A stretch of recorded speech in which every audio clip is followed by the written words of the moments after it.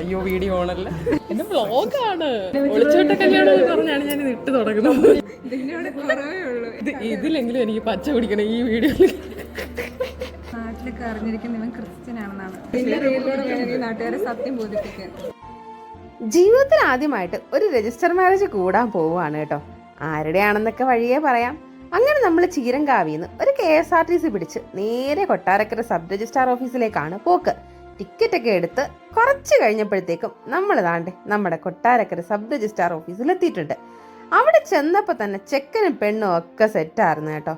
ലൈഫിൽ ആദ്യമായിട്ട് ഇങ്ങനൊരു പരിപാടിക്ക് കൂടുന്നതുകൊണ്ട് തന്നെ ഞാൻ സൂപ്പർ ത്രിൽഡ് ആയിരുന്നു. അപ്പോൾ ഇതാണ് നമ്മളുടെ കല്യാണ ചെക്കൻ ആൻഡ് ഇതാണ് നമ്മളുടെ ക്യൂട്ട് കല്യാണ പെണ്ണ്. അപ്പം ഞാൻ കല്യാണ പെണ്ണിൻ്റെ സൈഡാണ് കേട്ടോ.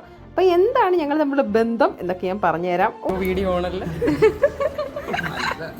വ്ളോഗാണ് ഒളിച്ചോട്ട കല്യാണം എന്ന് പറഞ്ഞാണ് ഞാൻ ഇത് ഇട്ട് തുടങ്ങുന്നത്.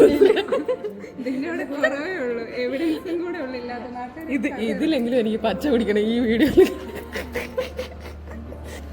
നാട്ടിലൊക്കെ അറിഞ്ഞിരിക്കുന്ന ഇവൻ ക്രിസ്ത്യൻ ആണെന്നാണ് നിന്റെ വീഡിയോയിലൂടെ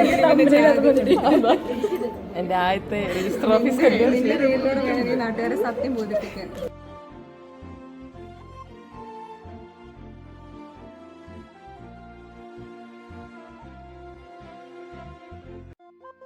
ഇനി അപ്പോൾ ഒട്ടും വൈകാതെ തന്നെ ആരാണ് കല്യാണ പെണ്ണ്, അല്ലെ ഞാനും കല്യാണ പെണ്ണുമായി എന്താണ് ബന്ധം എന്ന് പറഞ്ഞുതരാം.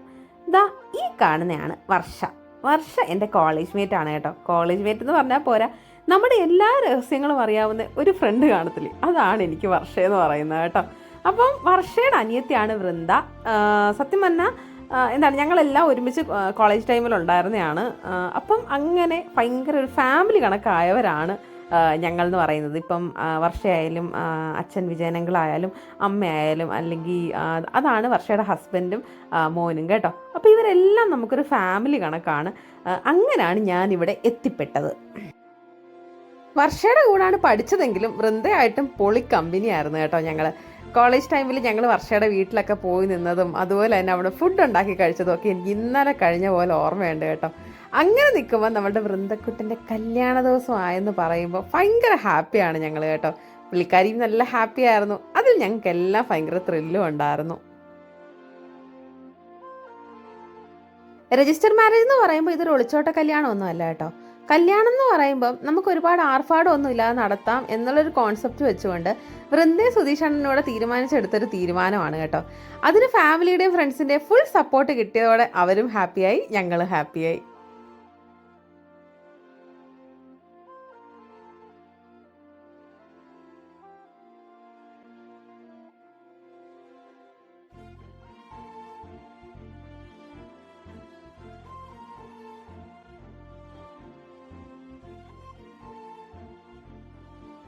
ഈ ഒരു സിമ്പിൾ ആൻഡ് എലഗൻ്റ് ആയിട്ടുള്ള മാരേജ് കണ്ടപ്പം എൻ്റെ മനസ്സിലോട്ട് ആദ്യം ഓടി വന്ന കാര്യം എന്ന് പറയുന്നത്, വർഷങ്ങൾക്ക് മുന്നേ എൻ്റെ മാരേജ് നടന്നപ്പോൾ എനിക്ക് എന്തുകൊണ്ട് ഇങ്ങനൊരു കോൺസെപ്റ്റ് എൻ്റെ മനസ്സിൽ വന്നില്ല എന്നാണ്.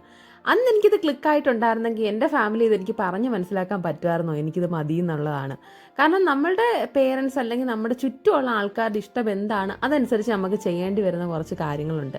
പക്ഷേ നമുക്കിഷ്ടമുള്ള പോലെ നമ്മുടെ ചുറ്റുമുള്ള ആൾക്കാർ നമ്മളെ സപ്പോർട്ട് ചെയ്യുമ്പോൾ, അത് ചെയ്യാനായിട്ട് നമ്മളെ സപ്പോർട്ട് ചെയ്യുമ്പോൾ ഉണ്ടാകുന്ന ഒരു സന്തോഷം വളരെ വലുതാണ് കേട്ടോ.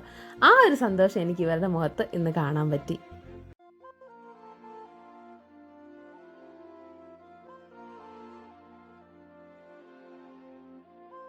അച്ഛനും അമ്മയും ഉൾപ്പെടെ ഏറ്റവും അടുത്ത ഫാമിലി മെമ്പേഴ്സ് മാത്രമുള്ള ഒരു പരിപാടിയിൽ എന്നെ ഇൻവൈറ്റ് ചെയ്തപ്പം അന്ന് എനിക്കൊന്നും തോന്നിയില്ല കേട്ടോ.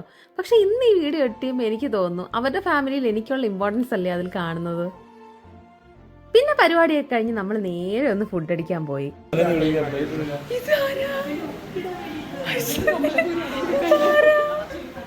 കല്യാണം കഴിഞ്ഞപ്പോഴത്തേക്ക് തനി സ്വരൂപം.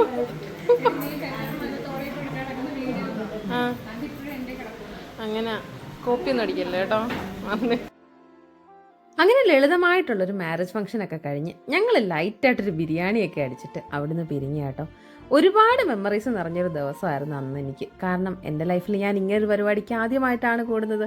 അപ്പം നമുക്കത് മറക്കാൻ പറ്റുമോ മക്കളെ? അവരുടെ മുഖത്ത് ചിരി കണ്ടില്ലേ, അതെന്നും നിൽക്കുക. അതിനുവേണ്ടി നമുക്ക് പ്രാർത്ഥിക്കാം. അപ്പം വൃന്ദയ്ക്കും സുധീഷണ്ണനും ഹാപ്പി മാരീഡ് ലൈഫ്.